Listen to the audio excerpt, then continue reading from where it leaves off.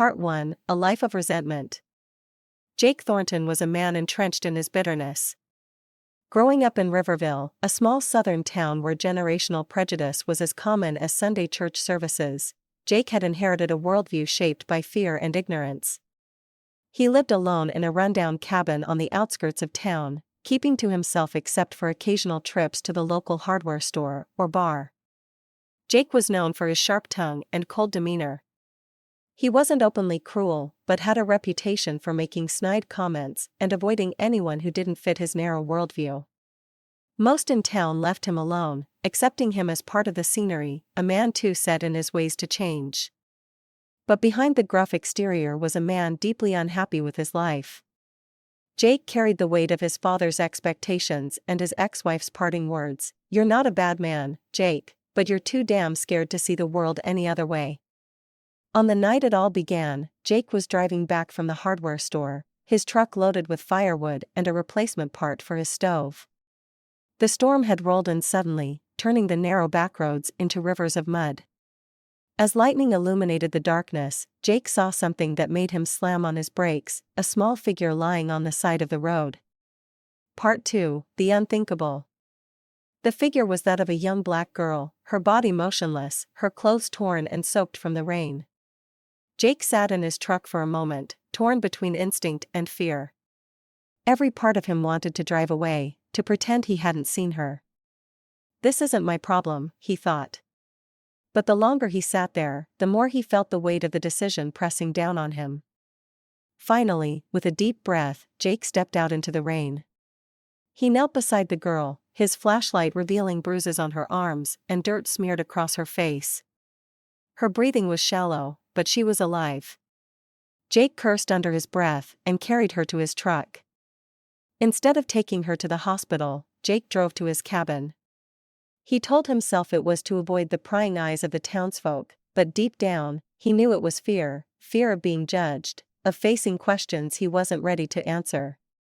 Part 3: A Fragile Bond. The girl woke the next morning, her dark eyes wide with fear. She flinched when Jake approached, shrinking into the corner of the couch. "Hey, kid," Jake said gruffly, holding up his hands. "I ain't gonna hurt you." The girl didn't respond, her eyes darting around the room. She clutched a small charm bracelet tightly in her hand.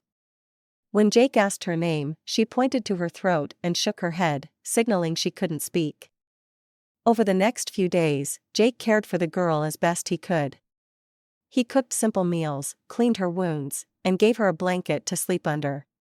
She remained skittish, but Jake noticed small signs of trust, the way she stopped flinching when he entered the room, the faint smile when he handed her a plate of food. One night, Jake found a name stitched into the girl's torn clothing, Amani Johnson. The name nagged at him, so he searched it online. What he found shocked him. Amani had been reported missing weeks earlier. The articles described her as a bright, artistic 10-year-old who had disappeared after leaving school in a neighboring city. Her parents were pleading for information, offering a reward for her safe return. Jake's first instinct was to call the authorities, but fear held him back. What if they think I'm involved? What if they don't believe me? Part 4: The Sheriff's Visit. Jake's hesitation became moot when Sheriff Harper arrived at his cabin unannounced. A local farmer had spotted Jake carrying a young girl into his truck the night of the storm and reported it. Harper was a fair but stern man, known for his no-nonsense approach. "Jake, we need to talk," Harper said, stepping into the cabin. His eyes fell on Amani, who froze in fear. Jake stammered, I found her by the side of the road. She was hurt. I was gonna call." Harper studied Jake for a long moment before nodding. "All right, but this is bigger than you, Jake. We've been looking for this girl for weeks. Her family's been worried sick." Jake reluctantly handed Amani over to the sheriff, who assured him she would be reunited with her parents. But the encounter left Jake feeling hollow. For the first time in years, he had done something selfless, and now it was over. Part 5: The Plot Thickens. Days after Amani was returned to her family, Jake's life took an unexpected turn. The media caught wind of his involvement, and reporters began flocking to Riverville.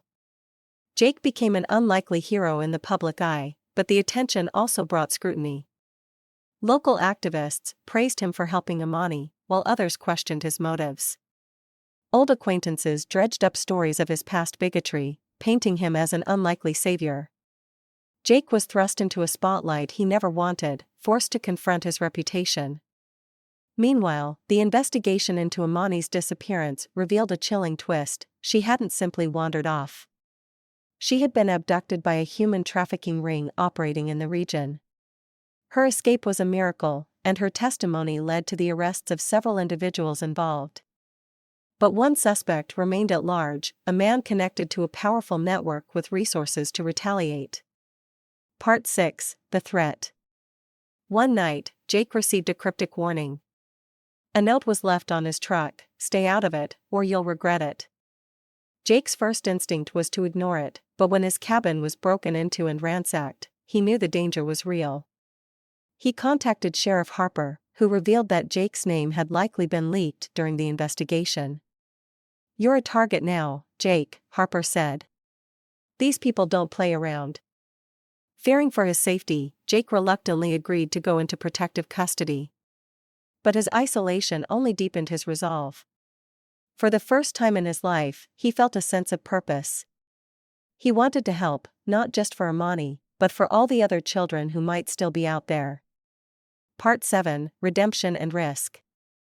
Jake began working with local activists and law enforcement to raise awareness about human trafficking. He spoke at community events, sharing his story and urging others to take action. Slowly, the town's perception of him began to change. But the danger was far from over. Jake's involvement in the case made him a target for retaliation. One night, while returning from a town meeting, he was ambushed by two masked men.